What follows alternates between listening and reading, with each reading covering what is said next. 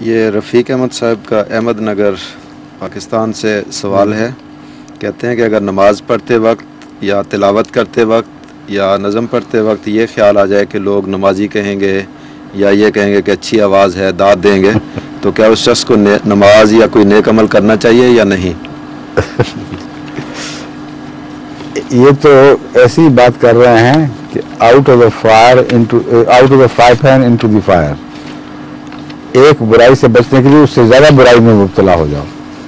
یہ کوئی نہیں کہا کہ اگر ایسا خیال آئے تو انسان شیطان کے منہ پہ تھوکے استغفار کرے اور لاہور پڑھے. یہ کوئی خیال آ جائے کہ نماز سے چھٹی کر جاؤ. نماز سے چھٹی تو آپ کے اختیار میں نہیں ہے. تو اللہ کا حکم ہے جو چاہیں کریں، نماز سے تو آپ بچ نہیں سکتے، اور بچیں گے تو اپنی ہلاکت کا سامان کریں گے.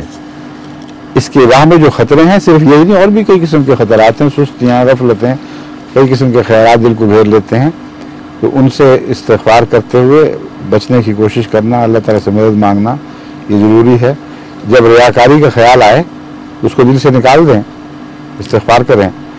اور اس کا علاج یہ ہے کہ راتوں کو اٹھ کر تہجد کی نماز پڑھا کریں جب کوئی نہیں دیکھتا، اور اگر آواز اچھی ہے تو اکیلے اس وقت تلاوت کر لیا کریں تاکہ جو وہم دور پیدا ہوئے تھے وہ دل سے مٹیں.